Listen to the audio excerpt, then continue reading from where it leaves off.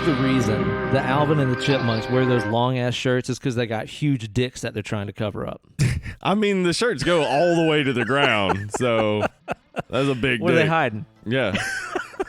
Welcome, dead and lovely listeners, to the newest installment of your absolute favorite horror movie podcast in this multiverse and the next. Why it's dead and lovely. Here with the host with the most, Uncle Ben. And me, Hollywood Steve. And we're here this week to be talking about The Lodge. And if you're in a hurry to get to the movie review, just look in the episode podcast description Yep. there, and you'll find when we actually start talking about it. Because before we get there, we got a lot of catching up to do and talking about what we've been doing and all that kind of shit. So Hell yeah. sit back, get you a cold beer, and relax and join the ride. I'm just going to crack me open a seltzer water. Oh, shit. You're seltzing over there? Yeah. What's your seltzer of choice? What are you rocking there? Why, this is a Kroger brand seltzer water. Dude, Kroger quality. brand fucks. Yeah. Kroger brand fucks. It's Like, got- that should totally be their slogan. Kroger Absolutely, brand fucks. because when you get a LaCroix seltzer water, Yeah. it loses the bubbles in like 10 seconds. It doesn't seem to stay very fizzy much. I've No. noticed the Kroger ones are mad fizzy. Yeah. But yeah, Kroger seltzer and Polar. That's a good one. Love me a Polar. I'm a big fan. Hell yeah. Yeah, we kind of blew it. Usually we do some beers and stuff here on the show, but totally forgot that we're out of buddy beers, like mutual beers that we both have. Buddy beers, as they're known. We do have some waiting for us, and we'll get back We on do. them. But yeah, we don't have one for this week. But Ben's drinking on delicious beer, as far as I heard. That's right. I'm sipping on a big old Maine Beer Company Lunch IPA. I've talked about that on the show before. We've had one here on the show before. Yeah, it's awesome. And it is Yeah. a delight. Anything by Maine Beer Company is absolutely fantastic, especially if you can find that dinner IPA. Yeah. You know, Steve, there's been a lot of bad news in the world here lately, as we all are aware of course. The Right. entire world is on fire. But I do have a bit of good news for you here, because something great happened to me yesterday. What happened to you yesterday? I found, through the help of a fan that sent me this list, that I have landed myself on a list of traitors to America Good.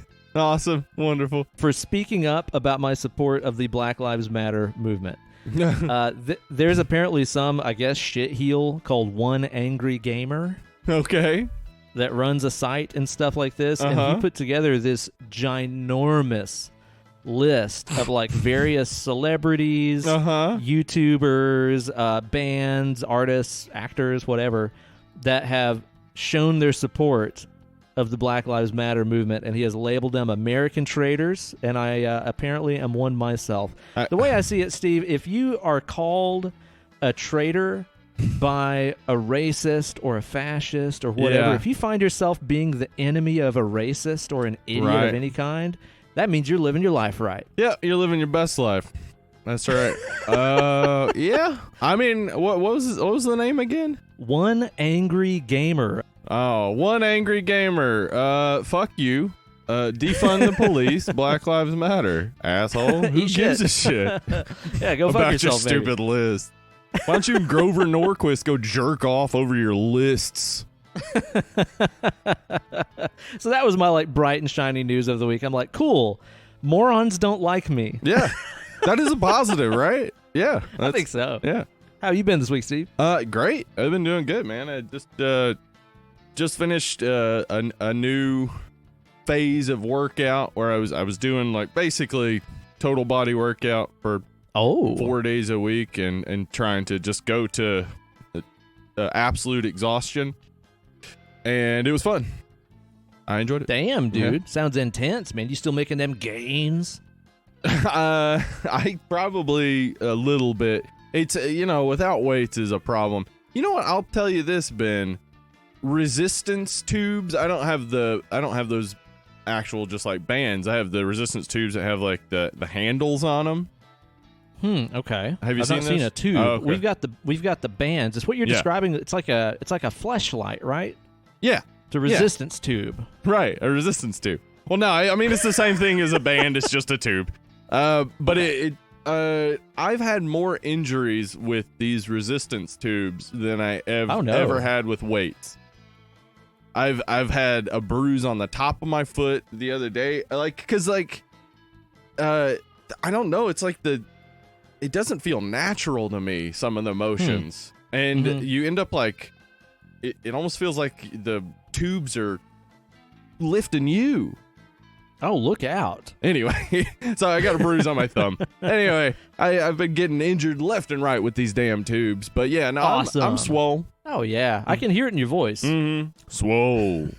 Hey. Dude, I've had myself a pretty damn good week, too. In my downtime, I've been enjoying our brand new Nintendo Switch that Kate and I bought ourselves for our anniversary, which was a couple weeks ago. My a good buddy Brian J Music happened to sell me his.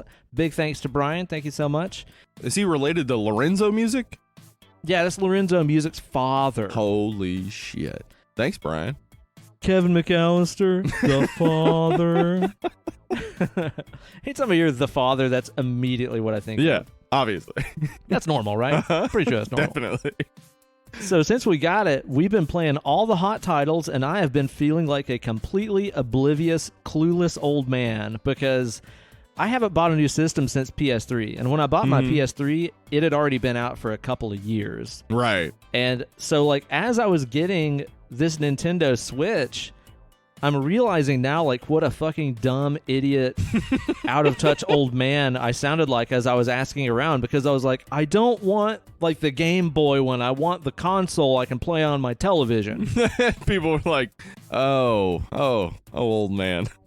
Yeah, because I seriously just didn't understand how it worked. I didn't get how it worked. It's like the system is the handheld device, and then you put it in this little dock, and then you see it on the TV. Yep. I didn't fucking understand this. Kate was trying to explain it to me.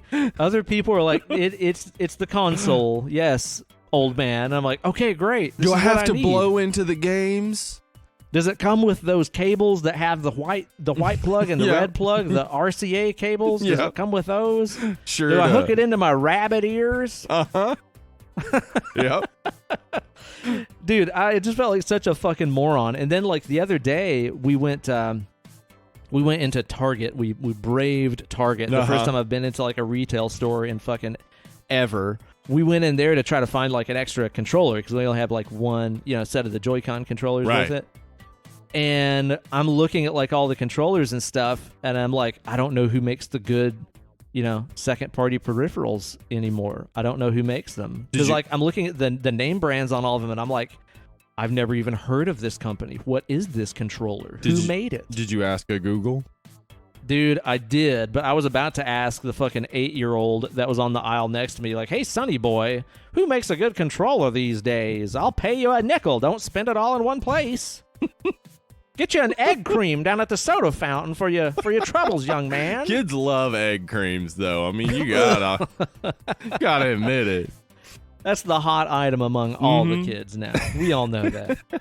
Yeah, so I did. I Googled it and stuff, and I was like, okay, apparently it's a reliable, good controller to buy or whatever. But yeah, I'm just clueless as absolute fuck about all this stuff. But I'm enjoying the hell out of just playing some games. Oh my god, dude! Like we got the obvious ones. We got Mario Kart, which is amazing. We got Mario Party, Zelda Breath of the Wild, Mario Odyssey, and again, like just to further put things into holy shit, what age am I in now? When I say we bought them, I didn't mean I went out and bought a cartridge in a box that came with an instruction manual. I downloaded it from the air. From the ether. From the very heavens themselves. Yeah. Well, it's so strange, man, because like I'm thinking, try to explain to me back when I was like 8 years old, like blowing into NES cartridges. Right. That like you're gonna have this thing called PayPal that's money that you've never seen before. It's just a digital number in a savings account, essentially. You're gonna use that to download games from the ether. Like, just try explaining that. Yeah. So, yeah, fucking absolutely. awesome. But, dude, the one I've been totally hooked on and just been playing obsessively as much as I can is fucking Hollow Knight. Have you played this? I haven't played it. I have seen it, and it looks great, and I would enjoy it, I'm sure. Dude, it is so fucking rad. It is a 2D side-scroller Metroidvania type game. light RPG elements like Castlevania Right. and stuff. It's got this super gloomy, beautiful art style and soundtrack. So it's right up your alley. Oh, dude. Yeah. Yeah. And it's also like 8-bit, 16-bit hard, too, where it's like you're not going to breeze through it. Right. Like, you're going to die a bunch of times fighting these bosses. And then it doesn't take you right back to the start of that boss room. It takes you to your last save point, wherever that might have been. The game is not friendly to you. It's just Right. like, watch, learn, don't fuck up. If you do fuck up, don't do it next time. It's totally old school gaming style. Oh, if you want. It's not a new game or anything like that. Like, I think it's a couple of years old, but Yeah, I'm it is. fucking loving it. If you want difficulty like that, I mean, I don't know. Yeah, Cuphead, I think, is on Nintendo Switch. Yeah, I'm dying to That's play a that because the 2D. art style on that looks dope, too. Yeah. I don't think Dark Souls is on Switch. I'm not positive on that. But if I Dark think Souls it is on, is. is it? Dark I'm Souls. pretty sure it is. Oh my gosh. Love those games. They're awesome and they are so hard. Those games are basically like from beginning to end, like, fuck you, figure it out. That's what I've heard. Yeah. I mean, are they really like Ninja Gaiden 2 hard? Oh yeah, way more Oh, my difficult. God. Yeah, like Dark Souls. Yeah, because you're dealing with 3D fighting and stuff, and having to parry and things. Like, once you get it, you get better at it. But of course, the game gets more difficult as you're getting it. I really love those games though. They're very Nice. fun. Also, just realized I slipped back into like 8-year-old Ben that said Ninja Gaiden and not Ninja Gaiden. Oh right, yeah. Correction. Back when we didn't know how to, like, you just read it. Like, Nintendo Power would have it written down. It's not like anybody said it. Ninja Gaiden. It's a den of gay ninjas. I don't know. I don't know. Maybe Game kicks ass though. it does for sure. But yeah, it's been a blast just relaxing and playing some video games and stuff. So if anybody's got some suggestions for me on some other games I need to check out, let me know. Especially if they're kind of in that old school vein like Hollow Knight is. Yeah. It's been a blast, man. That's awesome. I've been I ordered an Xbox One, or at least thought I did. I found an Xbox One on sale, and I thought I put through the order, and the next day I'm like, what's going on with the order? And I look, and apparently I guess it had sold out as I had gone to check out, so the order didn't process. Oh. And I wasn't drunk anymore, so I was like, I should probably not buy a gaming console. I don't know, man. Drunk Steve seems to make some fun decisions. He does. So. He knows what's up. He's like, this will be fun. And then sober Steve's like, still got to make that other podcast of yours. Remember that one? Dude, I keep doing this to myself. Oh, well, let me go ahead and do this to myself. In between seasons on Legacy of Brutality, my History of Horror Cinema podcast. Go check it out if you haven't already. Oh, I have. It's good. It's fun. In between seasons, I'm going to do review episodes. I'm going to have guests. I imagine young Ben Eller might be a guest. I know a way to get in touch with him. Might. Maybe Davey Stranger wants to be on an episode. I don't know. Damn, that'd be fun. I could get in touch with the strange one himself, see what's up. Yeah. I know Grayson Marcotte's going to be on there of the Sleeping sick. Giant podcast. So I'm going to have some guests do some review episodes of some of the movies I've been talking about throughout this first season. And I guess I'm doing that just to make myself have even more to do. Work. Actually, in my head, that now equates to this song that's on one of these workout videos that we do on YouTube. Okay. I don't even fucking know who the song is by or if it's popular because I'm old and it's not my world anymore. Right. But yeah, while she's doing these brutal exercises, the song is like, all I do is work, no sleep, repeat. All I do is work. Yeah, it's great. Killer song. Yeah, sounds great. I that's totally your life agree right with now. its message as well. Ooh. Yeah, I can relate, though, is the thing. What else you been doing this week? Watch anything good? Yes, sir. I watched Fargo season 3. Fargo, very nice. Yeah, I've talked in the past about how great Fargo is, how much I love yeah. Noah Hawley, who also did Legion, and is just, in general, very creative and interesting. I love Fargo season 3. So fun. Really, Ewan McGregor playing twins is just so delightful.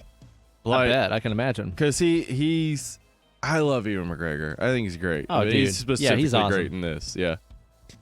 Total man crush territory for sure. Yeah. Yeah. So I highly suggest, if you haven't seen Fargo at all, like, go watch the Fargo show. If you thought like, oh, it'll be a bad adaptation of the movie. No, it's a fucking amazing adaptation of the spirit of the movie. It's essentially that's just, what I've heard from a lot of people. Like, 'cause it's not stepping on any toes with the movie. It's just set in this really ridiculous, silly sort of world that Fargo is. Expanding the universe. Yeah. Kind of in the style of The Mandalorian or something. Yeah, or What We Do in the Shadows, which is killing it. Also great show. Also on FX. FX is killing it with the shows. FX fucks. That should be their slogan. Yes. FX fucks.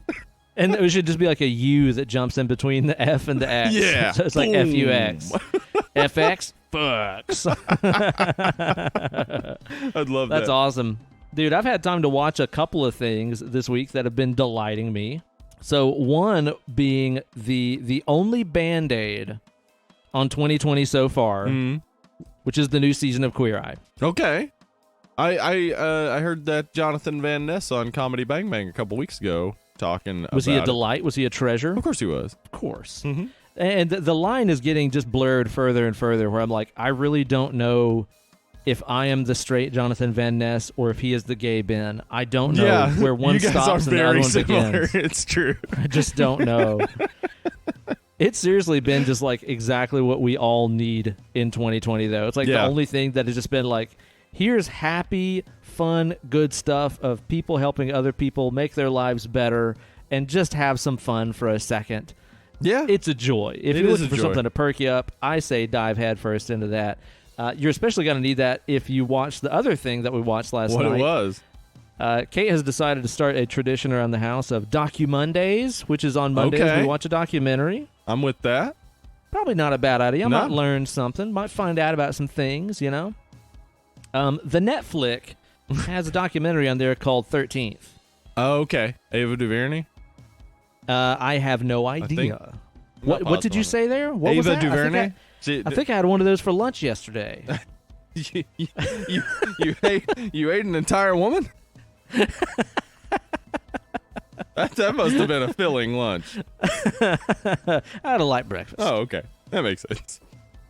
But yeah, I believe that was Ava DuVernay. I'm not positive. Okay. But. Man, it is a harrowing look at the prison system and how the it was 13th set Amendment. up. Yeah. And oh man, I mean, it's not exactly going to be a fun watch for everybody, but it's an important watch for know everybody. if you don't already know that the 13th Amendment is some straight up bullshit.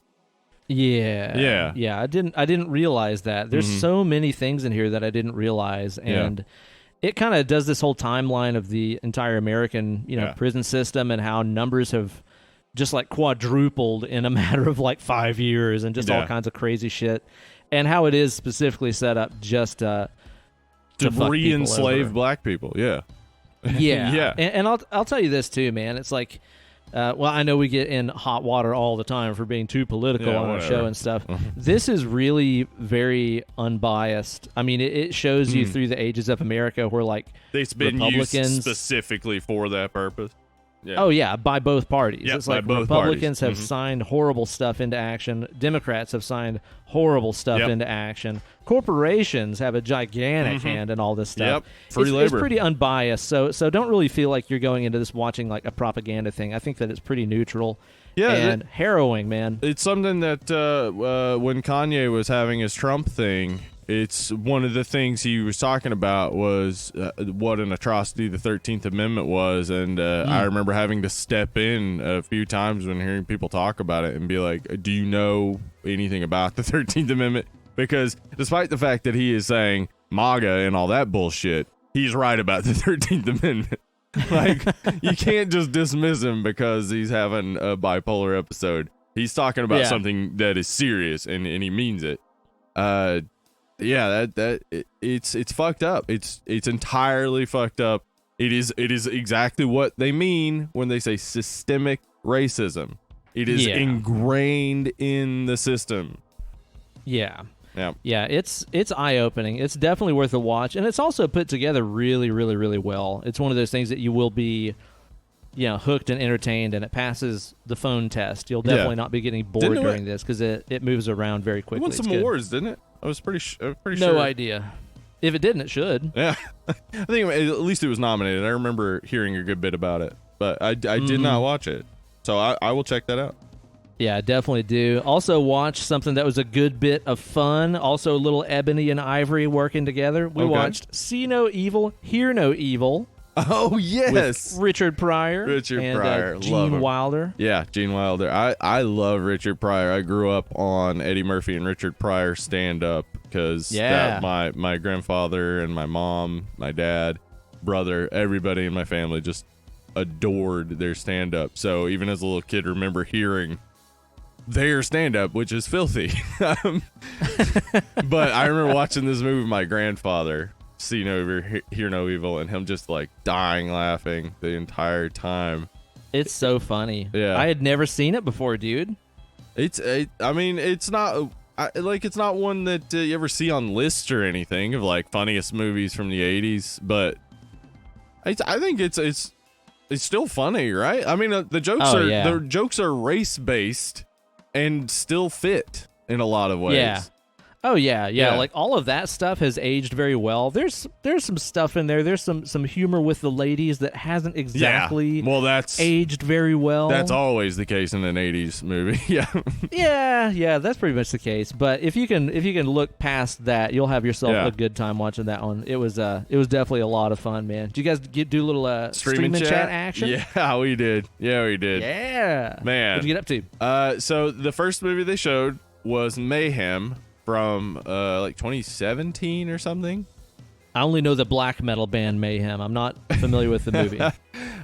It's a sort of rage virus thing that lasts 24 hours, and basically the premise is if you've got it, then you're immune from being prosecuted for killing people.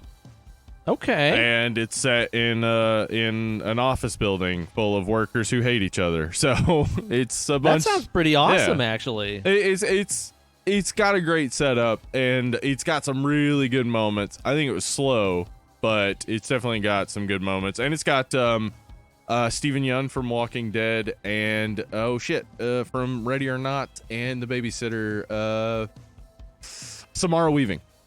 Oh, Jesus. So this is a newer movie. Yeah, it just came out a few years ago. And nice. It was fun, honestly. Like it's not the best horror movie, but it's also not the worst for sure. And then they showed Tetsuo the Iron Man.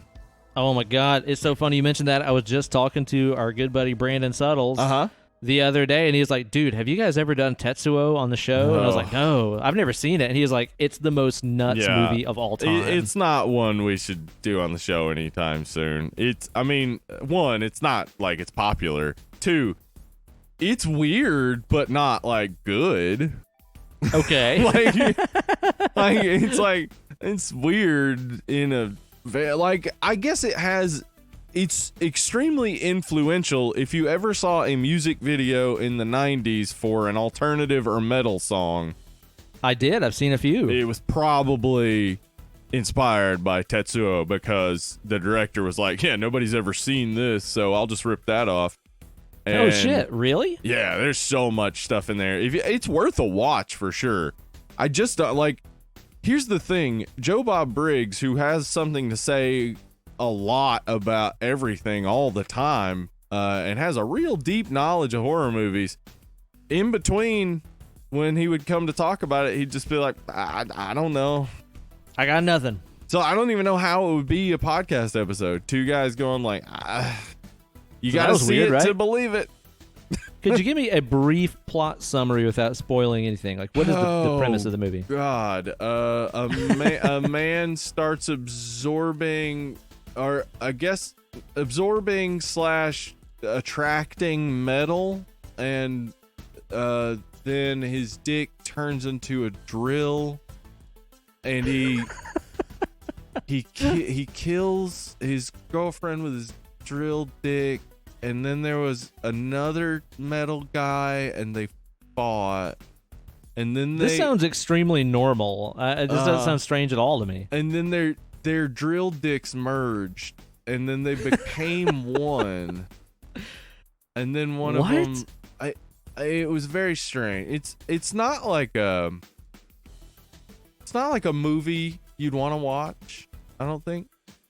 Unless, what in the fuck were these people on when they were like making this? I think they were on the Japanese psyche of the early 90s. Like, I mean, if you watch anime of that time, like it's very similar, where it's just like, what is, like, a lot of body horror and stuff of the time. Totally. Like, yeah, very Cronenberg-y. Yeah, so I'm not really sure what was going on in Japan at the time. I haven't done the research. I mean, if we did that episode, I'd have to do the research. But I'm not whatever sure. It was, tweren't normal. Yeah, so definitely there was like and I think it's there's sort of a cyberpunk element to Tetsuo, but it's also in a lot of ways just grimy, like really gross and grimy. It's weird. Well, it sounds like quite an experience I need to see for myself. Watch it. Well, Steve, the subject of our show today is, of course, the Lodgi. The Lodgi. The Lodgi. Welcome to the Lodgi. Which is not a Flintstone side story. No, it's not. It's not about Fred down at the Buffalo Lodge. Old Twinkle Toes going down to the bowling alley. Yep. But you know, Steve, before we get to that, we need to just do ourselves a favor and take a little pit stop at the Preview Palace.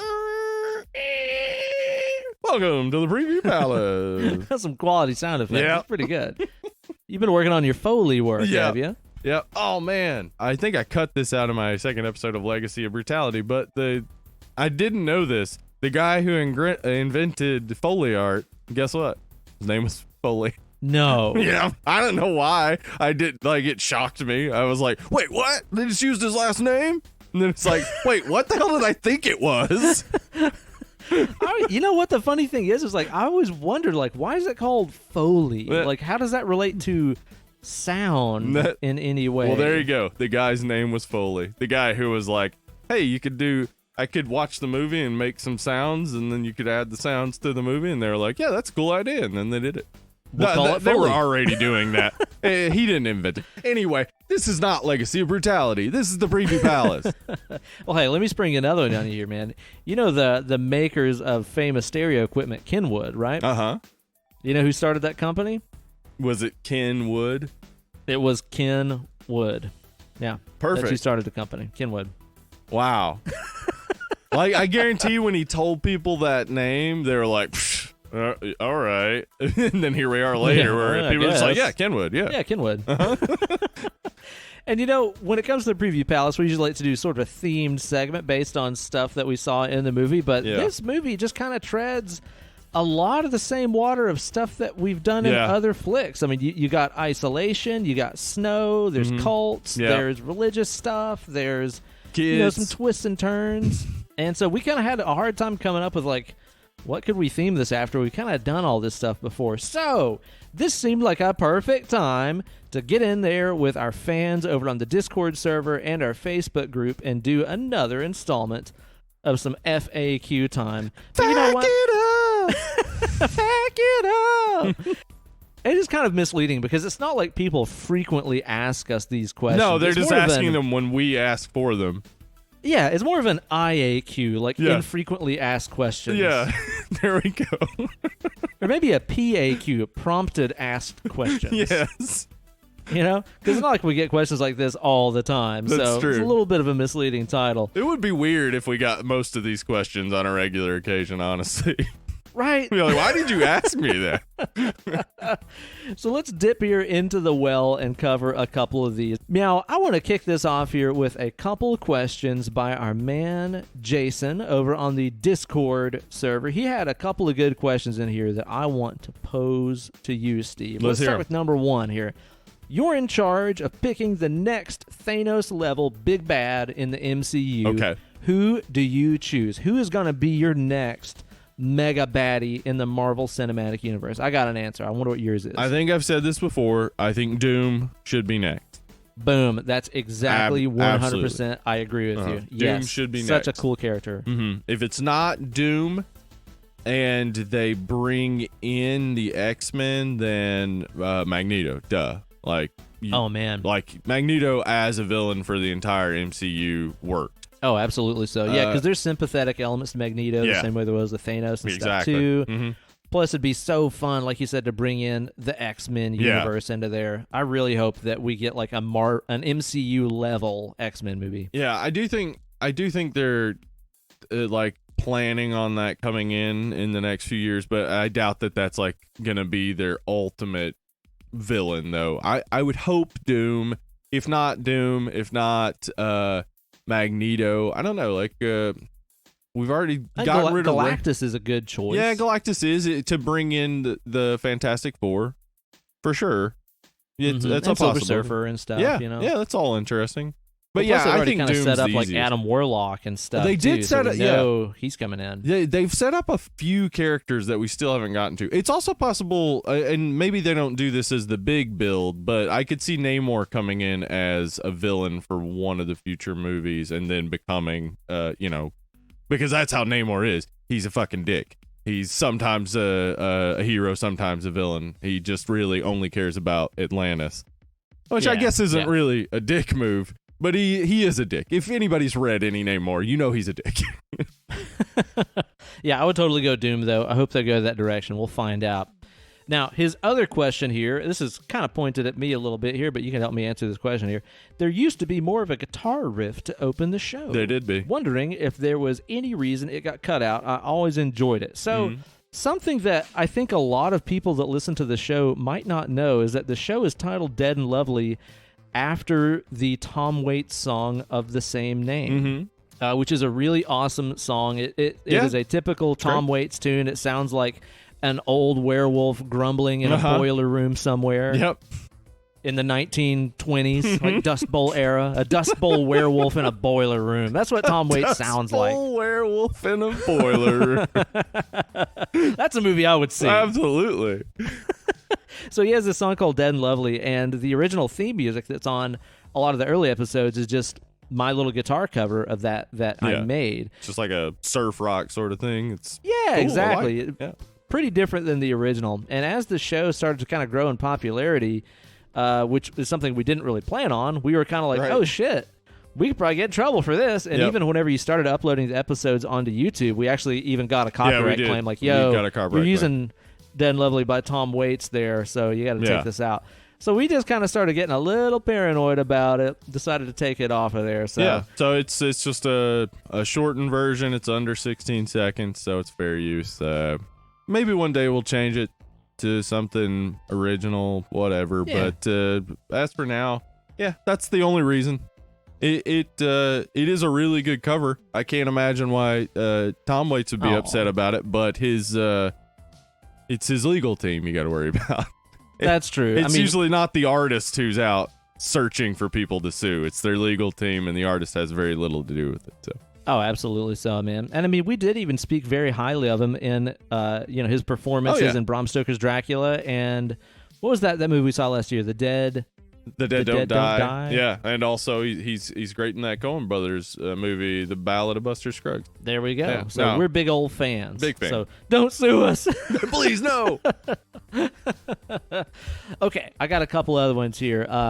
Ben Freld13 over on Discord asks, what is the most horror-like scene in a film that isn't horror? This is a fun question right here. Yeah. There's a lot of different ways you could go with this. Like, one of the first ones that came to mind for me is like the scene in Kill Bill 2 where she gets buried alive. Yes. And she's like screaming and kicking inside of the coffin, and the camera shots show how claustrophobic that environment is so well. Dude, like the idea of being buried alive is absolutely mortifying to me. I would lose my fucking mind. I'd die of a heart attack before I died of asphyxiation. Yeah, for there sure. was I think it was a made-for-TV movie called Buried Alive. I actually can't remember who made it, but it's somebody who actually made good movies.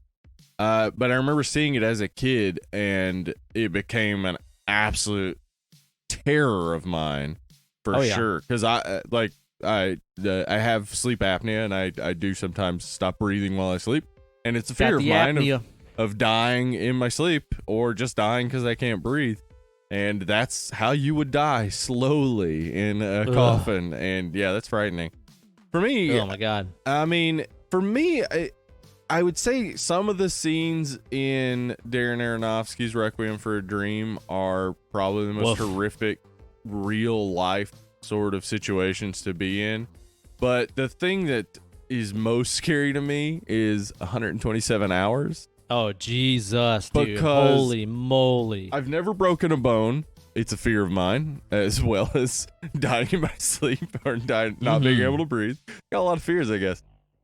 Never broken a bone. Can't imagine not having one of my arms. Can't imagine just being in that situation. Dude, but it's frightening. Yeah, and that's a fucking true story. Like, that's the thing about that. That's the worst. It's not a Twilight Zone episode. Like, no.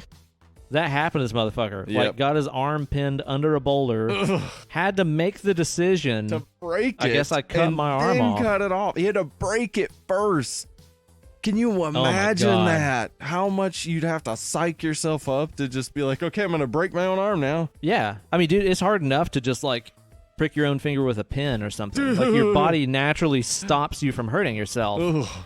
So to do that, holy shit. And the thing that would be, like, driving me the most nuts about that situation, too, is I'd be like, I'll wait 5 minutes, and if nobody comes by, then I'll do it. And then 5 minutes would pass, and I'd be like, what if I do it, and then 5 minutes later, somebody passes by? Exactly. That's how, and I would keep putting it off, because I would be like, I don't want, man, God damn it. Yeah, so that scares the shit out of me. It's like Tom Petty told us. The waiting is the hardest part. It's true. Yeah, I thought you were gonna say it's like Tom Petty told us Last Dance with Mary Jane. I didn't know why. I don't know why that's how my brain ended it, but I was like, oh, okay. It's like he told us, don't come around here no more. He did. He said that. Yeah, those are all very fucking horrifying situations here. All right, let's get to a couple here that were posted on the Facebook group, which people can go join by going to Facebook.com/Dead and Lovely. Yeah, join the fun, hang out, get to participate in stuff like this. All right, Grayson asks, what is our favorite Britney Spears song other than Oops, I Did It Again? That's easy. Easy answer. Toxic. 100%. It's got to be Toxic. No, but it's Toxic, without a doubt. It's the biggest mutt of a song that's ever been made. All the production elements make zero sense. But it all comes together. It's very stupid. Yep. Yeah. Into one really dumb song. It's great. I love it. Every time I hear it, I'm like, yep, it's Britney. I love it. Fucking play me some more. I ain't turning that off. Yeah. I always say. My wife's a big Britney Spears fan. I never really was, but I did always like Toxic. I don't know why. It always is just like, why is Britney Spears, like, why is this a Britney Spears song? It just seems so That was the thing odd. that always got me about it. Yeah. Yeah. It's like a couple of years ago, she was like a schoolgirl in a locker room, and now she's all toxic. Yeah. What happened? Yeah. And then Christina Aguilera was like, okay, I see that. Dirty! Yeah, I'll see that and raise you a dirty. Yeah. I'm going to get some furries in the background. I don't give a fuck. Do you think that, like, over there across the pond in the UK, yeah, over there, there's a little old town called Brittany? That's true. Do you think they've ever, like, considered making their official slogan, "It's Britney, bitch"? Because I think they should. Like, you just drive in and there's a huge sign that says, "Oi, it's Britney, bitch." That would be great. That would be awesome. I think they totally should do that. Yeah. Okay, next question here comes from Maggie. She asks, if you could see a reboot of any horror film / franchise, which would it be? That's a good question right there. Just a total clean slate reboot. Let's see if we can get this thing back on track.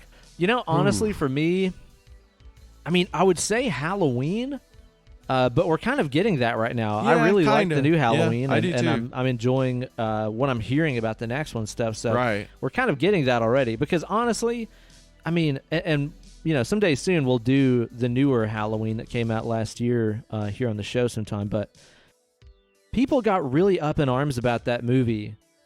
Yeah, he and did. They're like, I'm a hardcore Halloween fan, and they fucking fucked it up, blah, blah, blah. And it's like, dude, what romance do you have about Halloween 4 and 5 and H2O? Those are horrible movies. Some people love 1 them, is though. incredible. You just have to remember about every single movie that somebody out there loves that movie.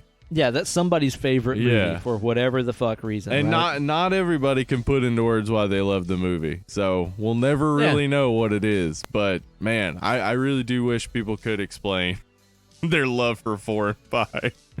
You know what? If I'm going to go for a franchise, I'm going to say Hellraiser, just because that whole series that's a good one. That actually completely fucked. That was one I was thinking of. Hellraiser would be really good, and you still like Clive Barker's still around. I know he had some health issues recently, but like he did. You still have Clive Barker around. You could still get some like good guidance on where he would think it would go, because that's where they really went off the reservation. There is when they stopped having Clive Barker involved. He's only involved in the first 2. And it shows. You can definitely fucking tell. So as far as a single film, though, this is an easy one for me. Okay. I want to see The Lonely Island remake The Wraith. Yes. Okay. I'd love that. It would actually be the best. That would be amazing. Like the only thing that could make The Wraith better is if The Lonely Island was doing it instead. Absolutely. I would love that. Yeah. I've totally, never even thought honestly, about that. They would just remake it shot for shot. Not change different. A fucking thing. You don't have to. Nothing different. It would be so hilarious. Yeah. Oh my but God. you'd be able to see how fucking stupid and funny it is when it's like Yorma and Adam and all these guys doing these parts. It would be even more hilarious. I said Adam, Andy, sorry. Old Adam Sandwich. Adam Sandberg, he's called. Yeah. For me, I know this is going to sound insane considering I would say John Carpenter is my favorite horror director. Yeah. I would love to see his Apocalypse trilogy remade with it being a trilogy in mind. Oh, yeah. But I would instead of it just kind of turning out that way. Yeah. Right. Yeah. But I would need him to do it. Like, that's the only problem. Yep. I would need him to do the directing. And maybe we just stick with the thing we've already got. Yeah, that's true. You're not going to make that better. Yeah, you're not going to make that better. You could improve Prince of Darkness. I don't know how you improve In the Mouth of Madness. Maybe you just bring in Sam Neill and get a couple of insert shots where he's like shaking hands with somebody from The Thing. I don't know. Yeah. I mean, honestly, I think what we're asking for is just a theatrical re-release of John Carpenter's Apocalypse trilogy. There we go. That's what I'd like. I would love to watch all those in the theaters. Fuck yeah. If you could redo a movie, just a single title that I think maybe had some missing potential, something that almost could have been good. I was kind of like The Lodge. Oh, there you go. I was gonna say Pet Sematary, honestly, because I really still think it has potential to be a good movie, but we haven't seen that yet. We've not seen it yet. And no, I agree. The book is so good. I don't think they should rush to try it again, but when they do try it again, which is probably inevitable, I hope it comes out better. Maybe third time's the charm. Maybe, right? Yeah. And I want to get one more here from the Facebook group. We got a question from Joshua Robertson.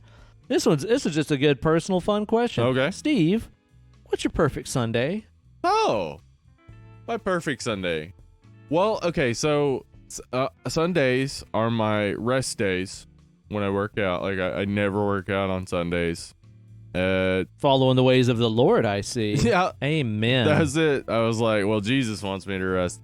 And a lot of Sundays for me are really just like a time to fully unwind. Like, yeah, we record on Tuesdays, so it's not like I have anything pressing coming up. Like, Sunday is just a time to just fully relax. So for me, perfect Sunday is kicking back, watching some movies, maybe having a couple drinks, just relaxing. And and now that the weather's nice, it's nice to just sit outside.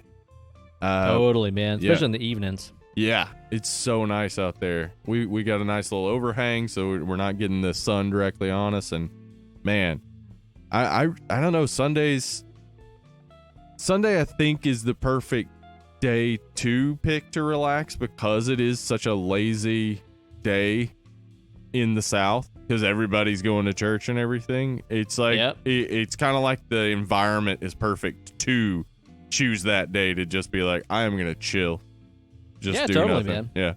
Yeah.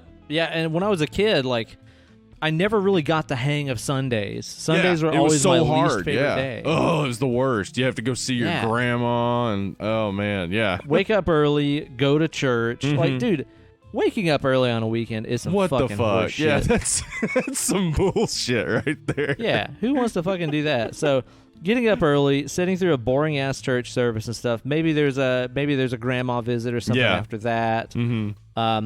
And then, like, you know, come home and my dad would just want to, like, lay around and fucking hog the TV and watch NASCAR races. Oh man. Oh, I hated it. And then I fall hated asleep. Sundays. My grandfather would fall asleep watching NASCAR races, and me and my cousins would all just be like, think we could change the channel? And every time we do it, of course, I was watching that. Exactly. Yeah. That is precisely what would happen. And, you know, the thing is, though, is, like, I absolutely get it now because as, like, a fucking 36-year-old, if I was making all the money in the house that was paying everybody's bills and, you know, paying for the video game that my kid was wanting to play while I just want to fucking relax and hog the living room for one fucking day, yeah, I'd be like, fuck off, kid. Like, let me have one day. Fuck them kids. Yeah. Yeah, so I get it now. So as a kid, I hated Sundays. But you know what? Now, where my life is just so fucking busy all the time, it's like you said, Sunday is the perfect, like, relax, chill, do nothing day. And I really, really enjoy that a lot. And actually, kind of during the quarantine scenario, we've had a lot of perfect Sundays because we ain't going anywhere. And that's exactly what I want to do on a Sunday. So, like, our Sundays lately have been, you know, wake up whenever. Yeah. We'll let the dog out, do a little dog walk, maybe get a coffee while we're over at Coffee and Chocolate, our favorite little coffee place in Knoxville. Sometimes we order like a to-go brunch, preferably from Ollie B. Some more Knoxville talk right here. Oh my God, Ollie B's like breakfast and brunch is just unbelievable. So, you know, we'll come home, we'll do a little workout there while we're waiting on our brunch to get ready. Go pick up brunch, get some champagne, do some mimosas. Hell yeah. Slowly just gorge ourselves while we watch probably a movie or something. Drink coffee all day, drink more champagne. And then there's just kind of a lot of like lay around, play guitar, maybe fucking play some video games or board game. Yeah. Booze it up. Laziness, man. I'm the best. Huge fan. It's the best, man. It's really nice to just have a full day where you're just like, I'm just not gonna do anything today. It's nice. You're damn right. You're damn right. Well, those right there were some good old questions. Thanks everybody on Discord and Facebook for contributing. You guys can join up on either of those, hang out with all the coolest kids in the whole world, as well as your boys Uncle Ben and Hollywood Steve. Yeah, go check out the Facebook thing. Let us know if you want to join the Discord page, and we'll get you guys all connected and stuff over there. Hang out, have some good times. All right, Steve, let's get on to the subject of today's show, the Loja, which came out in what, 2019 or 2020? Well, it premiered at Sundance in 2019. But didn't come out as a wide release until February of this year. So it's one of the few movies that actually had released this year.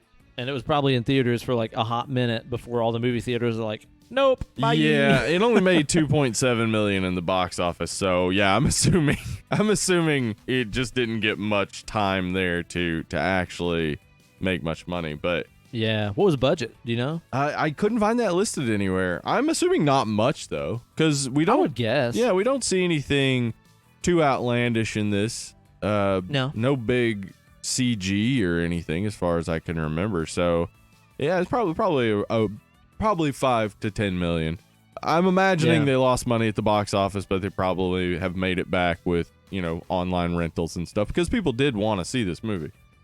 Oh, yeah. It had a ton of hype about it, and it got all kinds of acclaim at Sundance. And it's the kind of thing that, you see all these accolades where it's like, best horror film of Sundance, blah, blah, blah. Yeah. But honestly, like, being voted best horror film of Sundance is kind of like being best metal band at Bonnaroo. It's right. like, well, there's like one or two of them. Yeah. It's like when Jethro Tull won Best Metal Album. It's like, yeah, you okay, God. so you don't know what metal is. Gotcha. So I kind of went into it with high expectations. Me just too. because it had so much acclaim, and like the trailer I thought looked pretty dope. I didn't see the clearly showed trailer. a lot of imagery and like themes that I love in horror movies. And Okay. there's a lot of stuff about this movie that on paper it sounds like it's a Ben movie, you know? Mhm. Yeah, I mean, for sure. It's got like all the marks of a movie I would like. Mm-hmm. But man, I'll tell you from the beginning, because I really was like, I was the same as you. I thought I'm excited for this movie. I hope it's good. And Yeah. from the beginning, I was like, all right, I see some rough edges, but maybe that's like, part of the way it's all going to develop. That's all going to get smoothed off. And it's like the end of the movie, I'm like, boy, there's a lot of rough edges on this movie still. Nothing got really smoothed off. No, I mean it's obvious to draw a lot of comparisons to other dark, slow burn family drama. Sure, Hereditary. Movies like Hereditary Yeah. is easily the easiest one to kind of compare this to. But it just seemed like it needed about 15 more minutes in the oven, and they would have been onto something. Or maybe just having a better screenwriter go over it a second time and be like, okay, you got a good start here, but let's change this and this and this just to make things move forward a little better. What's possible here? Because Sergio, it's either Kashi or Kasky. He is from Scotland, but his last name looks Italian. Not positive how to pronounce his last name. Yeah, especially with Scottish thrown into the mix right there. You never know how the fuck any of that stuff is pronounced. So he wrote a script, and then Veronica Franz and Severin Fiala, the directors, they changed a good bit of it and changed to the ending. And I know that it's inspired by the Alfred Hitchcock 1940 film Rebecca. I don't know that one. What is it? So, Rebecca, Alfred Hitchcock movie where Laurence Olivier is married to a woman and she dies, and he marries a second wife, and the second wife thinks the house is haunted by the ghost of the former wife. Oh, okay. So that does sound like that could definitely be an inspiration for Yeah, where this and movie started on paper. I'm assuming that's probably what the movie was meant to be, which is my assumption, because there's so many elements in the beginning of the movie that indicate we're going to be dealing with the mom's spirit. Like the little girl like ties that doll that is her mom, basically. She always dresses it up like her mom, ties that doll to the balloon and then releases it, but it doesn't go up. Like she's stuck here on Earth. And then the little girl is crying, like she won't get to go to heaven. There's all these indications, like the movie's going to be about this dead wife haunting this lodge while the kids and the new girlfriend are alone up there. And, then they're going to eventually probably become closer, right? Like the kids will get closer with the girlfriend because they'll be scared of the mom. Okay, sounds like a pretty likely setup. Sure, that could work. This movie could also be about a dad who or a man who wants to get rid of his wife and his kids, and he does that by inducing his wife to commit suicide and then leaving his kids in a situation that is basically a match next to a fuse. Oh yeah, it's definitely a time bomb kind of scenario. Okay, so he he leaves his wife for a woman who was in a cult he wrote a book about, who was the only surviving member of the clearly cult. Struggling with some issues as a result of that. And beyond that, she is definitely taking some antipsychotic medicine. I believe the reason she keeps getting nosebleeds is because she's on risperidone. If that is not the reason, I have no possible understanding of why she keeps getting nosebleeds. Right? I didn't even think about that until you pointed it out, but I was like, well, where the fuck were those coming from then? Okay. Yeah. Okay.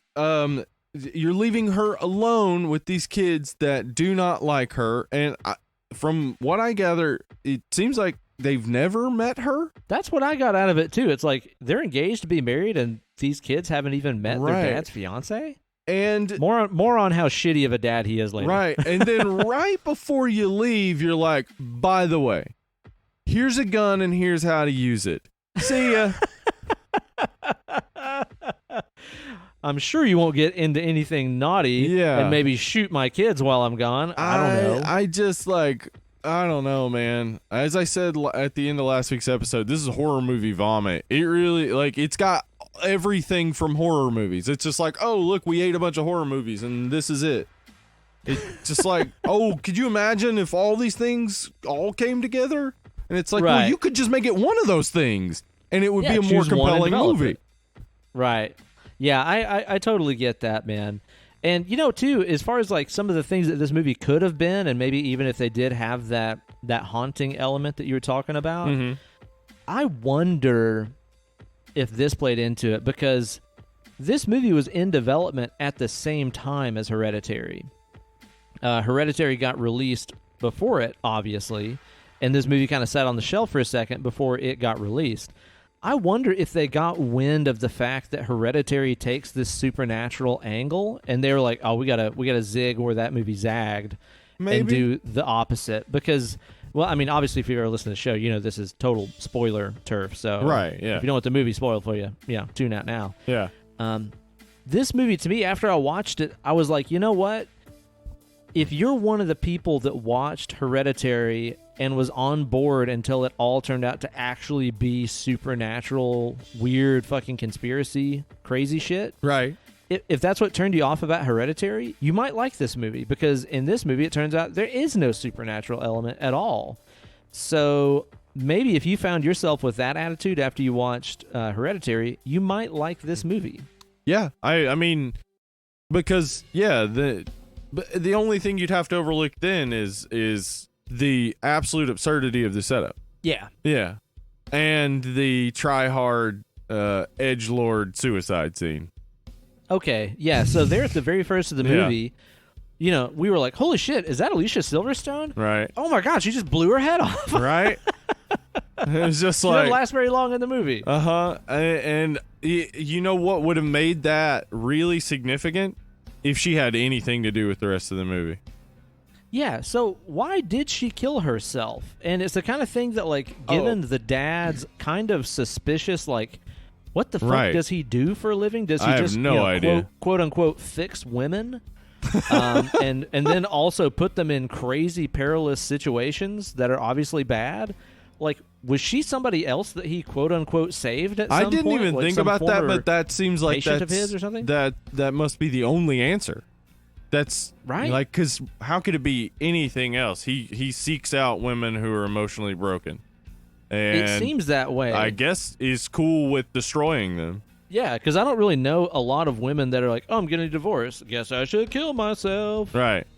Which is, again, why if this had ended with her killing the kids and then him showing up to the cabin and seeing them all dead and, like, smiling, it would have made more sense. Yeah, it would have been like, oh, okay. Worked. Oh, so he's a psychopath and he uses other people and, like, he didn't want to have these kids anymore and he got this to happen. Okay. He's the worst dad. Yeah, he's actually the worst. He's 100% terrible at being a dad. Dude, he's like, bad they're at at the first everything, of the movie. Honestly. Yeah. Yeah, it seems that way. Yeah, because, dude, like, even there at the first of the movie, like, after Alicia Silverstone kills herself, and, like, the daughter is, like, in bed crying and all that stuff. She's like, oh, mom's not going to go to heaven, whatever. And the dad is like, well, really, nobody knows where we go. Right, like that'll Jesus help. Christ, Dad. I don't think, like, nothing he says seems to be intentional to help. It all seems like he is actually trying to hurt actively the people around him.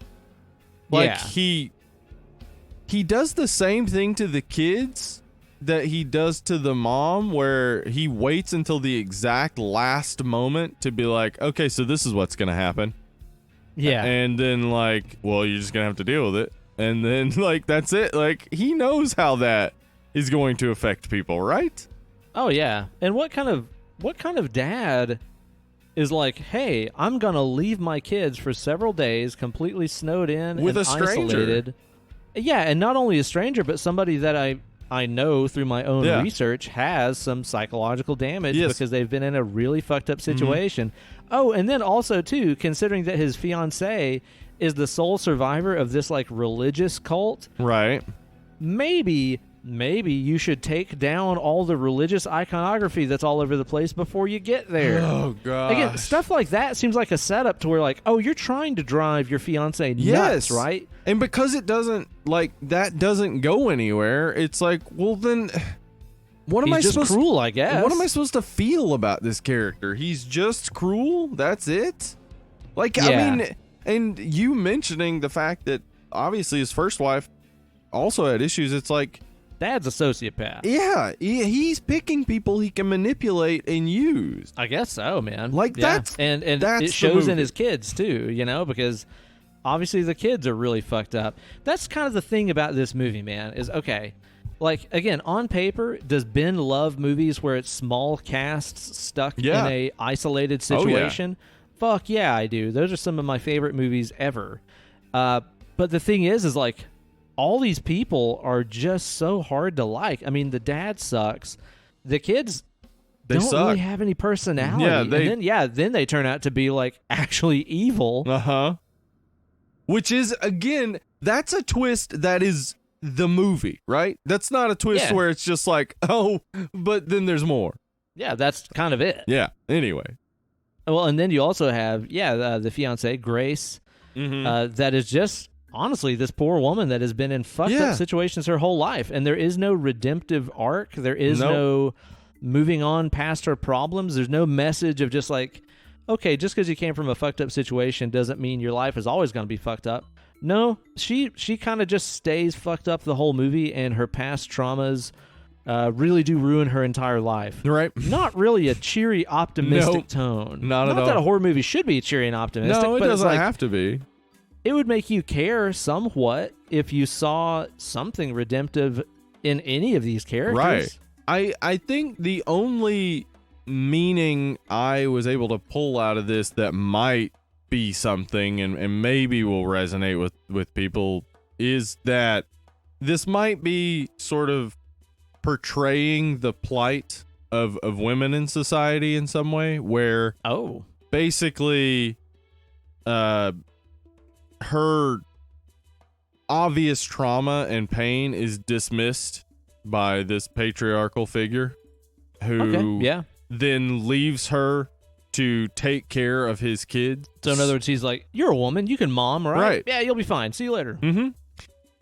So the idea would be that women have all these expectations and like specific like motherly, maternal expectations and things put on them by society, and not every woman is interested in that and wants to do that, and that message is hard to dig out if that's what they're going for. But other than that, I couldn't find any reason for the movie. Like, I couldn't find a reason to be like, it doesn't leave me feeling disturbed like Hereditary does. No, It leaves me feeling like I was just ripped off by the people who made a movie. Like, it leaves me feeling like they were like not sure where it was going, and then they were like, we'll just end it this way. I kind of have that feeling too, because Yeah. like, also too, if you think about it, when you think back about the movie, there's not really any scares in it. There's also not really that growing sense of like existential dread Right. and just like deep depression and sorrow that you get from movies like Hereditary or even The Shining, where you just have Right. this growing sense of dread. It doesn't really feel like that ever escalates per se No. in this movie. No, you know? I don't feel a building tension. I don't feel anything really building, because we keep getting different endings and shit. Like, we get told by the kids that, oh, we're actually dead, and he hangs himself and doesn't die. And I was like, oh, that's an interesting ending. But it was Thanks, like Beetlejuice. But it's like halfway through the movie. Okay. Where's it gonna go from here? I thought. I was interested. I was like, oh, okay, so they are dead. Like, what is gonna happen for the rest of the movie? No, It did take some turns that I didn't expect. right. But turns out that's not it. Turns out the kids are gaslighting her. I was like, okay. Also, cool ending. Seems like there's about 40 minutes left. Well, I wonder where they're going to go with what's this.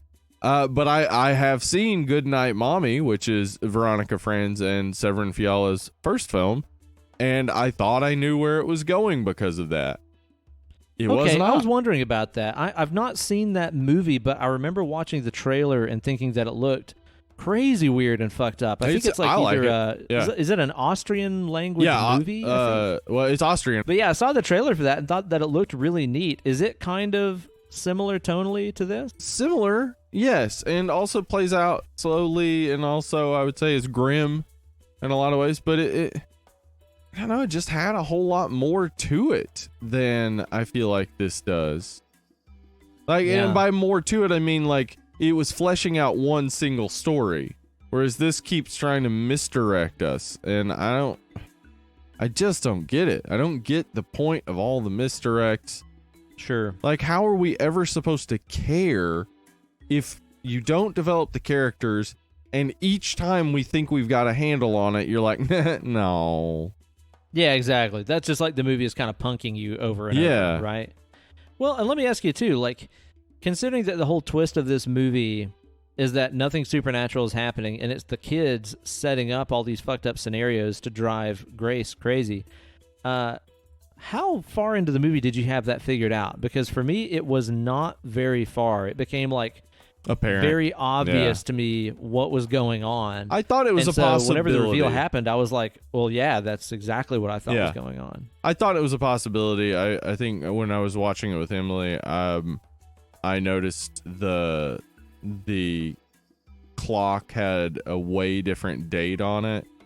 And and I was like, wait a minute, if that's true, like either the dad is just leaving them out there, or they've been snowed in out there for a long time. It would have stopped snowing by now. He really started being like, oh, somebody's fucking with them, and I just didn't get the sense it was ever going ghost. Like, even though stuff kept happening, it just didn't ever feel like they were going for haunted house. Yeah. Well, and also, too, the narrative gets really unreliable. Yeah. Whenever you find out that she's been taken off her meds. Like, suddenly all their belongings and possessions are gone. Right. Including her medication. So it's like all the stuff that she sees, which some of the imagery is really cool, I gotta say. I love when she's out there in the snow and she sees that, like, cross-shaped house that has, like, her dad in it. Pretty rad. I like that. Yeah. And, like, even, like, all the snow angels out there in the snow and stuff, pretty neat. But considering that the narrative is really unreliable because you're seeing it through her eyes, again, that's just kind of the movie sort of tricking you in a way. Yeah. Yeah, I mean, I guess the person we're supposed to identify with is the person whose experience we also sort of have, and that is Grace's. But because of that, because she never gets a handle on it and we never get a handle on it, like, she's the only person we can kind of care about.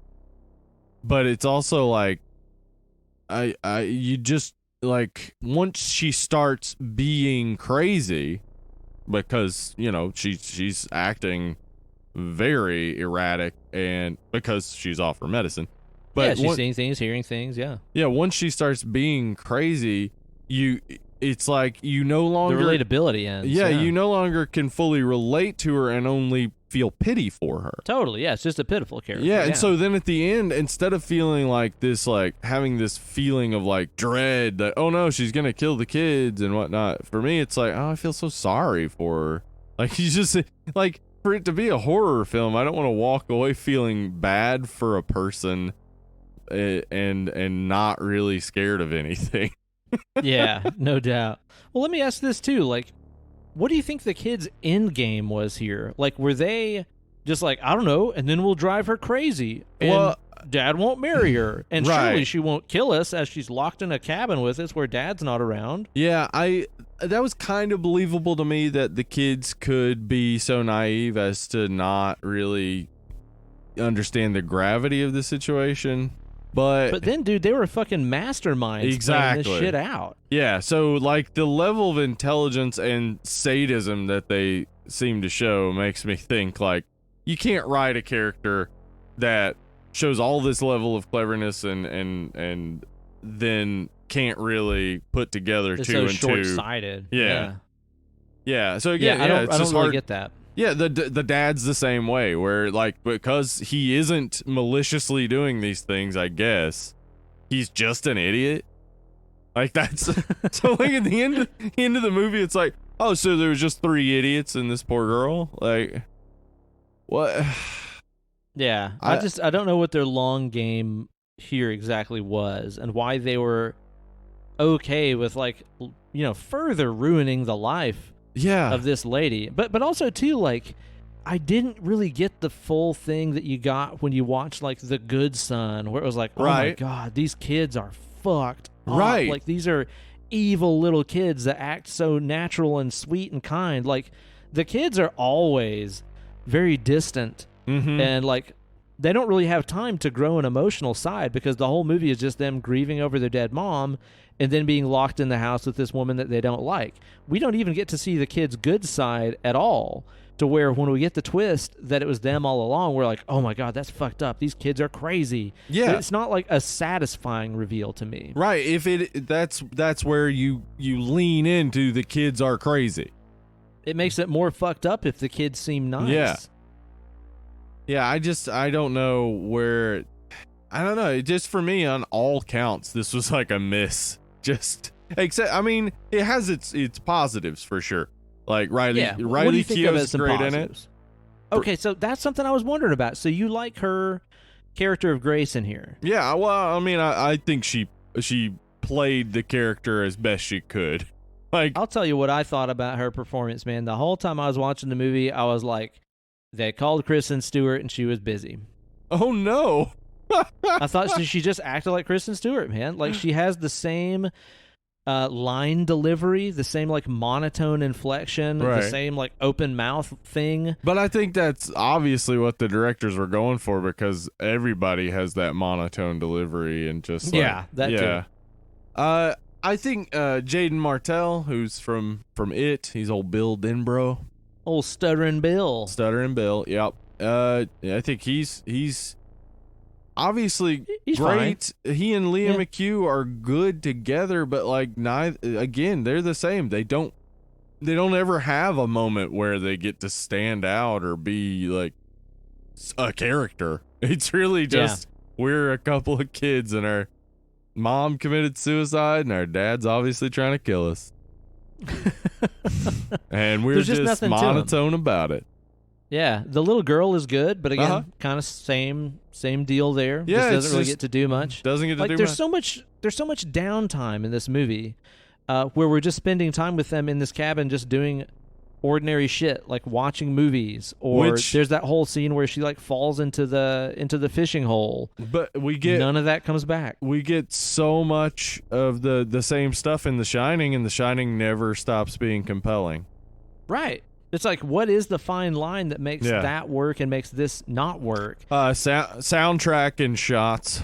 That's it. I think the shot composition, the color, the lighting, everything in The Shining brings life or death to each scene. This is just a lodge. Well, and I'll tell you too, like one thing that The Shining did a lot better than this is setup and payoff. So, for example, early in the movie, we see the mom and the kid run around the hedge maze. That sure as fuck comes back. Yeah, it does. Yeah. So in this movie, whenever we had that scene out on the ice pond and Grace falls in, I'm like, okay, this is definitely going to come back. Right. Like, I'm thinking maybe even like towards the end of the movie, like even after you figure out that the kids are kind of behind it all the entire time, right? Maybe they're being chased by her and they fall in the ice, or maybe they're being chased by her and she falls into the ice. That would have been really good, easy setup, payoff stuff. But that whole scene is there kind of for nothing. There's a little bit of a breadcrumb there where Grace falls in the water and the daughter is just like, my doll. Like, she's so much more worried about her doll than she is her future stepmom. But gosh, that's a long scene to set up just a little breadcrumb like that. Well, I mean, and this is me, benefit of the doubt for them, and there's no full indication this is the truth. She must have had 2 dolls, because I'm wondering about this. Yeah, when we cut to the doll she's holding in her arm after Grace has gone in the water after the doll. That doll is dry. So it makes me think... Is that a film continuity error, or is that it's either a film continuity error or the girl was trying to kill her. In which case, that doesn't fit the characters of the kids we see later who obviously weren't trying to kill her. Yeah. Though I don't know what they thought was going to happen. They weren't trying to kill... Or is that just complete character inconsistency where at the beginning they're definitely trying to kill her and then they're like, wait, what? We weren't trying to kill you. Huh? Yeah. Huh? What Yeah. the what? Yeah. Yeah, there's all kinds of little clues like that through the movie that, you know, I caught when I was thinking back about the movie after I saw the end. You got to watch it a second time, so I'm sure you probably saw more than me. But even like earlier in the movie, there was weird things where I was like, why is this like 12 or 13-year-old boy crowded around this dollhouse with his little sister? Like that's... Oh, yeah. And that's when they're planning what they're going to do. Like, it actually even, like, it shows the little girl take all the their stuff and put it into one spot and stuff. They're planning what they're going to do to her.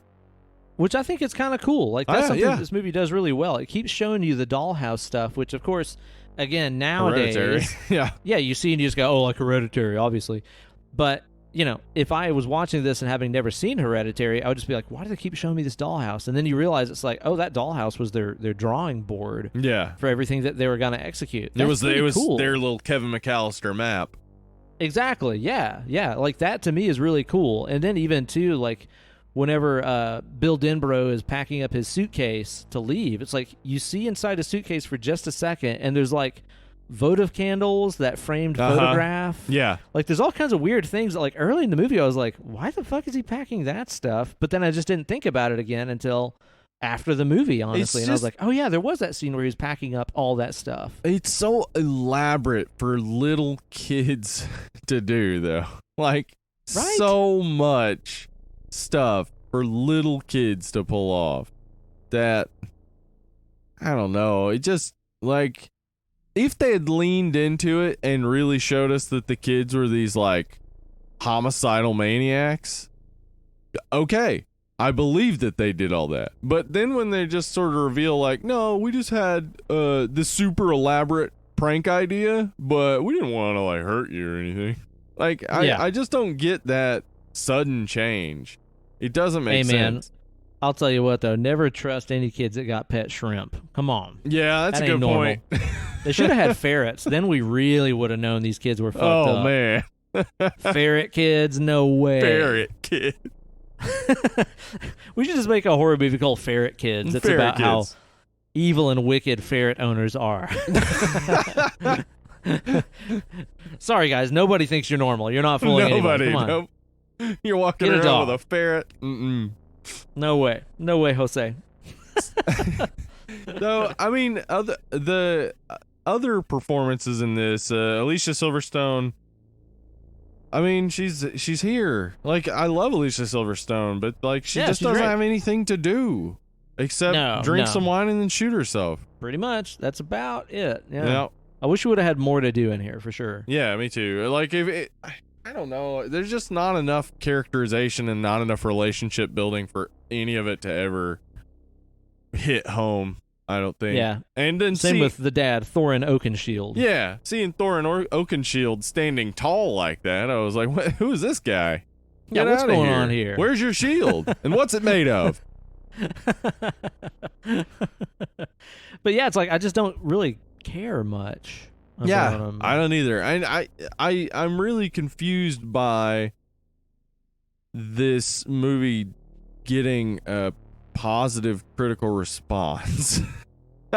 I know, right? Like, it's got like a 78 on Rotten Tomatoes or something like this. Like, I don't know about that. Yeah, Riley Q is you know, she carries the movie and she doesn't have anything to do except a bunch of physical stuff. Like, she really, you know, goes in with the you know, walking on her knees in the snow and all that stuff. Like, she's really like giving a performance, but she just doesn't have anything to work with when it comes to most of the movie. Yeah, totally, man. Yeah, and I mean, she did a good job with a lot of the things too, where like she has to like kneel on those fiery logs and shit like this. Like some of that's pretty brutal, and I really appreciate too the special effects makeup and stuff they did on her, like the frostbite all over her face. That looked good, man.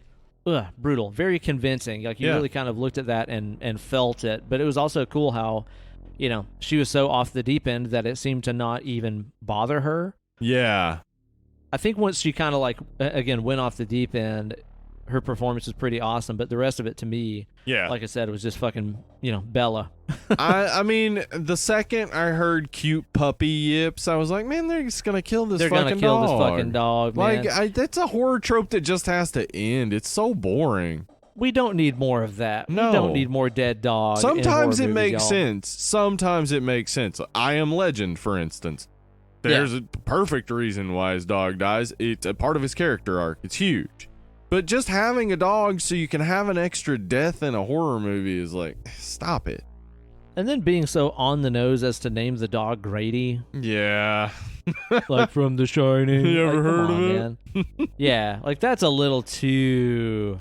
It's a little too on the nose, Yeah. I think, like, seriously, if they had just picked one of these threads and gone with it, the cult thread, like this, very Heaven's Gate-ish. Yeah, absolutely. And if you have a suicidal cult in your movie, that's the fucking movie. That's what the movie's about.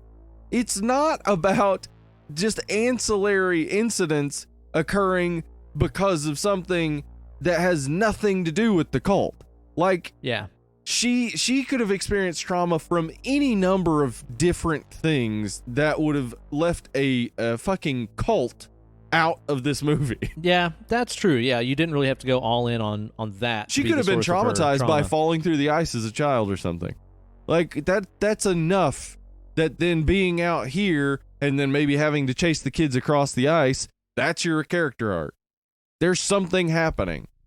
Honestly, like, what actually would have been fucking great is if we knew nothing about her past. Yeah. These kids go to spend this, holiday week or whatever in this cabin, get left alone with her. And slowly learn these things. And then we find out she's fucking crazy. Like, maybe, actually, this would be way better. What if they thought that she was just a normal person, but they didn't like her because they were trying to take dad, she was trying to take dad away. So they do the scheme that they come up with of like, oh, we're going to drive her crazy and convince her she's losing her mind and all this kind of stuff. But then it turns out, oh, she's been through some fucked up stuff. We didn't know what we were playing with here. Absolutely. That would have been better. Can you imagine that reveal if, like, they're doing all this stuff and then, like, we're maybe cutting back to what the dad's doing? Maybe we learn what his fucking job is. I don't know. But yeah, really. We cut back to the dad who's like, maybe he's researching the cult and he watches that video for the first time. And when the camera goes to the mirror and he sees that face, he's like, oh, fuck. Oh, shit. Yeah. Like, any of those things could have happened. Right. Instead, but like given her past, it's just kind of like, oh, well, she's going to go nuts. Yeah. It kind of would have been cooler if we didn't know that going into this, Yeah, like the assumption is she's going to go nuts. Like, yeah. That would have been better. Or you know what? Even I think another angle that could have been really cool with this, and again also would have kind of left, I think, a little bit better message about people who have been through traumatic situations and how that doesn't have to dominate the rest of your life, and how you could even use that to arm yourself against other situations that might occur in your future. I mean, what if she caught on to the fact that these kids were fucking with her because they thought they could drive her crazy, and she kind of played along with it? Turns out she's totally sane the whole time, but is just going on with it, Yeah, sure. And then fucking, maybe she even kills the kids, and she's like, they drove me crazy. What could I do? Right. Like, there's a lot of other angles that could have been cool, like where she gives a little wink to let them know, oh, I'm fine. I know that you guys are fucking with me, as they're being wheeled off to juvenile detention or what the fuck ever. Sure. Anything. Honestly, like just any nudge toward a story. Any of those directions. Yeah. But instead what we get is just all the directions and nothing in the end. Yeah.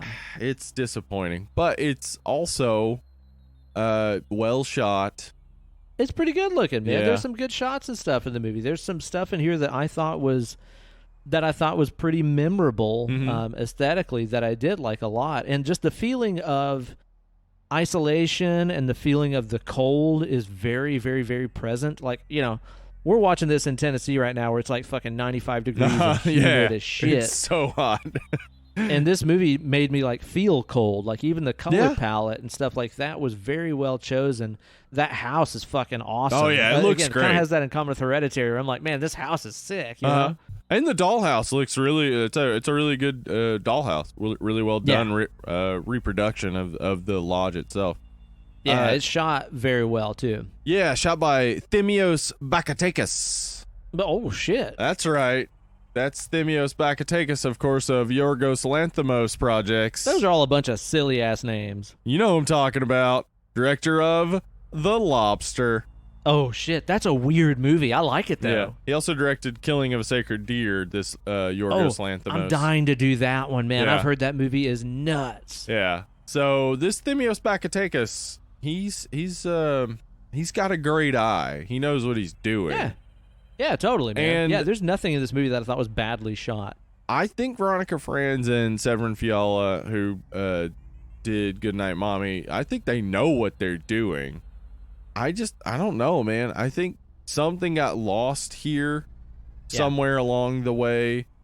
I know that they Veronica Franz and Severin Fiala came in and changed the script a lot. They completely changed the ending. I'm telling you, I wonder if it was related to Hereditary. I really wonder if it's related to Hereditary. I wonder if that was it too. It's possible. Yeah. What if this did end with like the cults coming back or something, or like it could have had, or the ghost of the mom, or the ghost of the mom. It could have had any number of like simpler endings, and they had to change it to be different from Hereditary or whatever. I don't know, but because even just that subject matter of what it must be like to try, you know, as a fiance to fill the shoes of a deceased mom or dad. That's exactly that has to be horrifying. That has to be very hard. And that's exactly what I thought it was going to be playing on. That's why I thought like rough edges, but I'm going to see where this goes, because I thought, it's going to be playing on like how hard it is to step into those shoes and whatnot. Right. And maybe she actually gets close with the kids, and then, you know, all this other stuff is happening.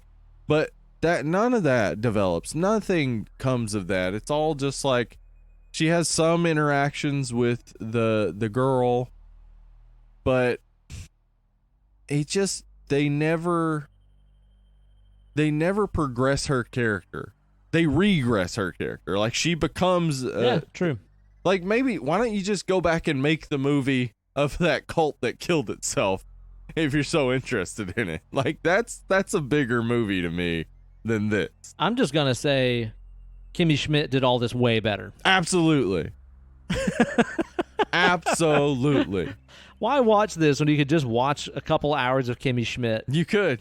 I haven't watched the latest one, the interactive. Oh, the interactive thing? Yeah, with Daniel Radcliffe. I've heard that it's awesome. I am dying to watch it, man. Yeah. But I mean, this movie had potential for sure. And it did. I can get like maybe some people really get into, and maybe like it is really just my aversion to writers or directors trying to trick you with the movie. Like I just don't I don't get that impulse to try to trick your audience, because what are you communicating then? Like the entire point of art is to communicate something. At the very least, are you trying to communicate you're an idiot? Yeah, like I just don't like to be. I don't like to be in that situation where it's like, oh, okay, I tried to follow your strings and you just jumped to a whole different thread. Gotcha. Cool. Yeah, I get it. Cool. It's like, oh, you fooled me because you didn't tell me the story accurately. Right. Yeah, that was fun for all of us. Wow. Yeah, because like, who's the like the movie doesn't give us anyone's particular perspective. If we were seeing everything from Grace's perspective, it would make sense that we don't know what the kids are up to. Mm-hmm. But we're just being shown all these things from this, I guess, neutral perspective that just keeps us out constantly. It's like, okay, well, here are the kids, but we can't hear what they're talking about. Why not? Like, our perspective is neutral. We should be able to hear what they're talking about. So you're taking this out so I don't know it. Well, Yeah. if it relies on you not giving me the information that very rightfully should be given, then it's probably not that good of a twist. Or cut the scene where you show the kids planning. Or you know what? I just thought of that could have been really cool too. Oh shit, this could have been really neat. Let's hear it. Okay, imagine if we knew that the kids were going to be trying to fuck with her and drive her nuts, right? Okay. But then also too, you know, we would find out later in the movie, it turns out she caught on to him. But then she started doing things to fuck with them too. Okay. Yeah. And the kids are like, I see that Did motivation. you do that? No, I didn't do that. Yeah, perfect. And it's like, oh shit, like some actual supernatural stuff is happening here. Like, is this the ghost of mom? Is this house haunted? What the fuck? Turns out it's just Grace fucking with him. But like that, or it turns out cool. it is mom. What if then? Yeah, like maybe it's that. I mean that maybe that's the midway reveal. Like they find out, oh, Grace is doing this, and then something happens, and none of them did it. Yeah, it's like nobody was responsible for that Right. one. It's like, oh shit, Mm-hmm. Yeah, mom's punishing us from the grave. yeah. I don't know. Like all I could think about was ways this movie could be a different movie, and watching it, it was like the movie that I'm seeing is not sufficient. How could Yeah. it be better? I didn't out and out hate it. Like No, I there's a didn't lot either. of movies that we've watched where I'm like, yeah, if Kate wanted to watch this on her own, if Kate wanted to watch this, I'd be like, yeah, you're on your own. But Yeah. like this movie, if she wanted to watch it, I'd be like, okay, yeah, I'll watch it again. Like, Yeah. I don't hate it. Right. It's kind of boring, and there's It just a is. lot of downtime in it, and there's potential for a better movie here. It's one of those things where it's like, it's just like our parents used to tell us. It's like it's not that I hate this movie. It's just that I'm disappointed in it because I know it could do better. Yeah. You that know? is it. I know you could be better. Yeah. That is it. It's disappointment because all the threads I see, I'm like, okay, like that's all interesting. Like, Yeah. stick with one, and you've got a real cool, interesting story. But they didn't, unfortunately. I think so, man. In terms of just like final thoughts and stuff, like to me, I would give this movie bonus points just because it does pique so many of my interests. Yeah. It's slow burn, isolation, small cast, possibly supernatural stuff, some like Christian iconography and stuff in there. There's a cult. Mm-hmm. I mean, dude, like all the stuff. this is all my favorite things, dude. Like, I love all of that stuff. If you had Ghost on the soundtrack, I'd be like, okay, this is a 10. Just based on that, Yeah. you know? I love all that stuff. So it's like I instantly like this movie more than I should just for the subject matter, you know? So it's like I realize this movie is getting bonus points from me just because I like the stuff that it's about, Yeah. you know? If I had Steve Vai in the movie for 2 seconds, I'd be like, yeah, this What is if he dope, was the you know? dad? Okay, There you I'll go. take it. No, it's all I'll right. take it. But I think as it is, you know, I'm not gonna like rewatch this one a bunch. After Kate watches it, I probably just won't rewatch it, honestly. Yeah. You know? Yeah, I can't imagine why I would go back to it, but Yeah, competently done. Could have been a lot better. I think for me, and again, a lot of this score is just subject matter, content based. I'm gonna say like 5.5 Okay. for me. yeah, I'm about right in there too. I mean, I do think Exorcism, or what was the movie we watched that is my middle of the road movie? Brian Autopsy of Jane Doe. Autopsy of Jane Doe. I think Autopsy of Jane Doe is a better movie than this. So for me, it's gonna be like a 4.5. I'm with you. I think like it's got like all this potential. It looks good. I don't know where it went wrong entirely, but it just goes wrong and doesn't ever get right for me. But Yeah. it has so much going on for it in the form of the shot compositions, just the starkness of the dark lodge landscape, against yeah. the white snow, and yeah, it's got so much great going for it, but it's just not entertaining to me. Like it doesn't give me the feel of watching a good horror movie. So yeah, I'm gonna say 4.5.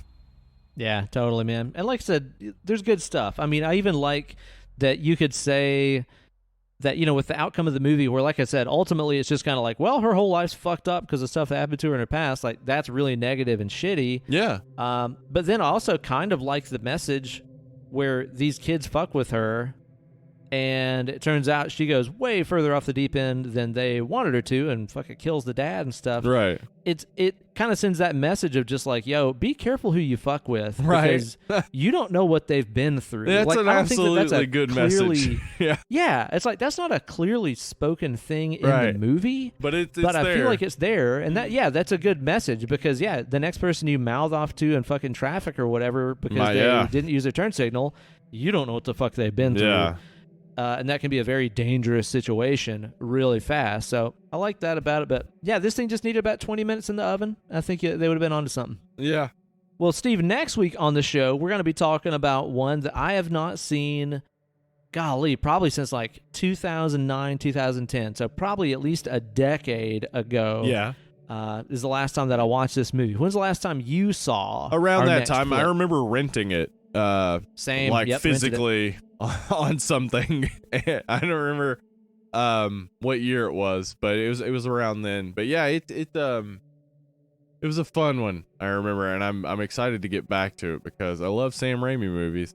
Exactly. And see, that's the thing for me is whenever I watched this movie the first time, I remember being somewhat maybe just caught off guard because it was like a sillier tone than I was anticipating. I was kind of expecting it for it to be just a full-on horrifying movie, but I remember being like, I don't know, this just has some dumb, silly, gross-out stuff in it that didn't really fit the tone I was imagining for the movie, but that's before I knew the glory of Sam Raimi and stuff. So maybe this time when I watch Drag Me to Hell, I'll understand it more going into it and enjoy it more second time around. So tune in next week and find out our thoughts on that one. Should be a good time. In the meantime, if you guys want to help support the show, go on Apple Podcast, rate and review. Helps us out a shit ton. Back when we had a lot of reviews piling up, we were staying on top of those charts and stuff. They really do matter. So top on if the you charts. appreciate the show and want to help out without even spending a dime, be sure to do that. If you want to help the show out and spend a couple dimes, how can I do that? Head on over to patreon.com/dead and lovely and become patron. We just recorded a Patreon exclusive episode that will be coming out next Monday. So if you're a $1, $3, or $5 patron, you'll get that. Head on over there, become a patron. Also, if you're a $5 patron, you get to submit a title for our random drawing, which we will be having soon. The fourth week of each month is when we do our Patreon episode. So get over there, become a $5 patron. You can submit a movie. That's right. And that Patreon-only episode is a good time. And if you enjoy yourself some early 90s kids scary show stuff, like per se Erie, Indiana. That's right. You're going to enjoy the episode a lot. So get some extra goodies. Put your vote in for a movie that we should cover on the show. All kinds of good shit happening over there on the Patreon page. Please sign up. Support the show. Well, you guys have been absolutely fantastic. We've been dead and lovely. Thanks for tuning in. Hope everybody is staying happy, healthy, wealthy, and at the fuck home. Be sure to wash your hands. And your ass. And tune in next week for Dead and Lovely. I'm Uncle Ben. I'm Hollywood Steve. And we're out. Bye-bye.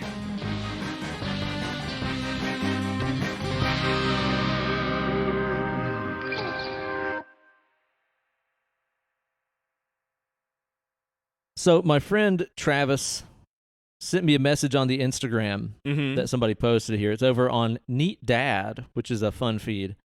This is a tweet that somebody on there posted that said, "My dad used to work with Ted Bundy at the University of Utah.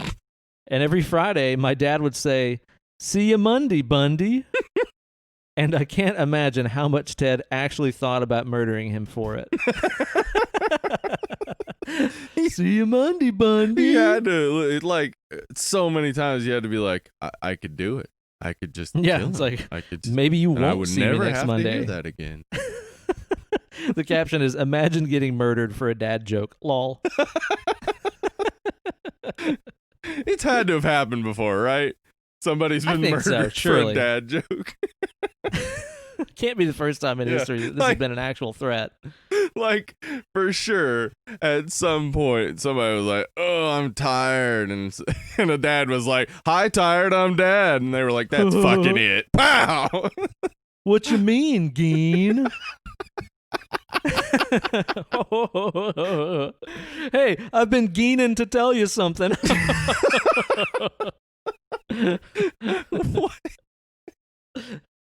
What is the geening of this? What is the gaining of this? What? Oh, dad. And then he was murdered. And then he was murdered.